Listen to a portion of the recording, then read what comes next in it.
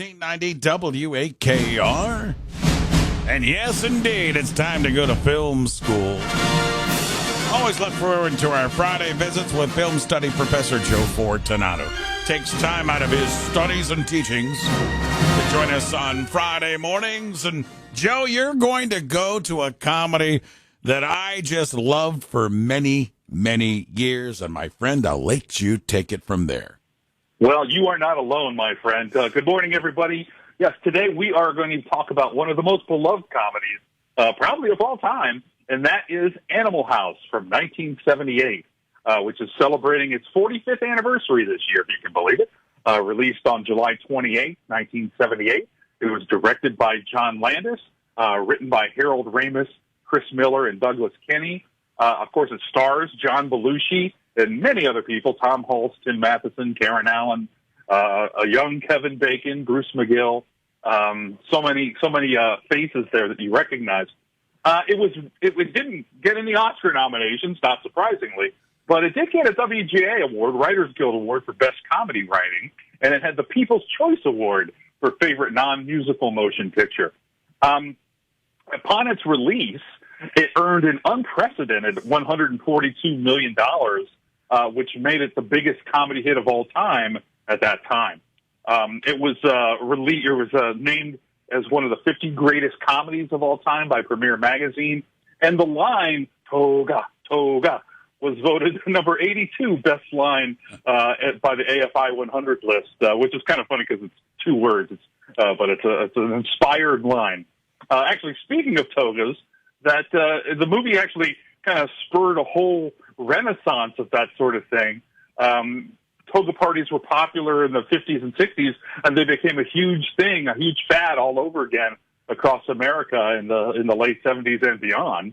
Also, the film resulted in a resurgence and interest in R&B music, boost of sales for like Sam Cooke, Otis Redding, and folks like that. So it was influential just beyond its movie-dom, as you will. The film was inspired by co-writer Chris Miller's experience at his fraternity in Dartmouth, where he graduated. And the Animal House was his fraternity's real-life campus nickname. So that's where that came from. The money, the film budget was only $2.5 million, very, very low. In fact, more money was spent on advertising and promotion for the film than on the film itself.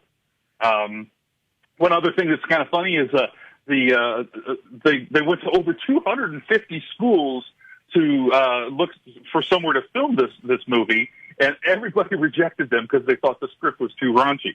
Well, they went to the University of Oregon, and they allowed the movie to be filmed because the guy or the president of the university had actually been asked to film The Graduate there and turned it down, and he liked that movie so much he didn't want to miss another opportunity.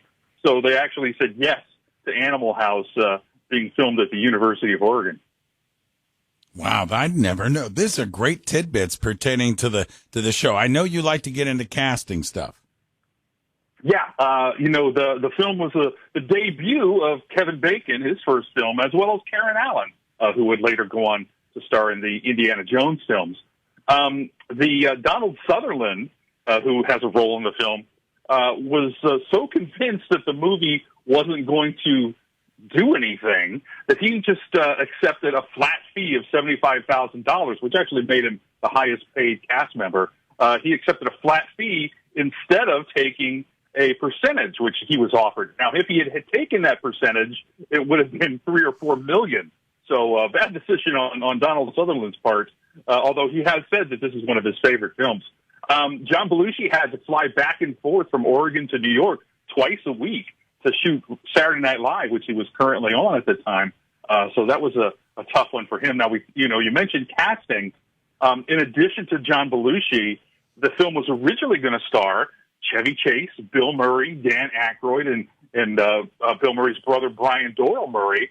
But John Landis didn't want this to turn into a, quote, Saturday Night Live film. So they didn't. None of those guys made the cut except for John Belushi. Meatloaf was the second choice for Bluto in case John Belushi dropped out of the role. So definitely some fun casting things there. I could see Meatloaf in that role. Okay, I don't know if you can expand on this, but the role when Belushi does the food coming out of his mouth, was that impromptu? And do you have any idea how they put that together in the script? Indeed, it was. In fact, that whole performance in the cafeteria scene was entirely improvised. He began piling food on his tray, and director John Landis just said to the camera operator, "Stay with him, let it go." As well as the famous "I'm a zit" gag, where he spews food out of his mouth. That was also improvised, and the reaction from the cast was all completely genuine for that. One other fun casting tidbit before I forget. The role of Dean Wormer, who's, ostensibly the villain in the piece, was offered to Jack Webb of Dragnet fame, but he turned it down because he thought it was going to be bad for his image. So he didn't do that. And finally, the young boy, if you remember this scene, where he was a young boy who was wishing for a Playboy playmate, and the girl comes flying through his window. That boy became a pastor later in life at a local church in Oregon, and the newspaper headline about the story said, "Lucky boy still thanking God." Joe, great stuff, my friend. The movie is Animal House.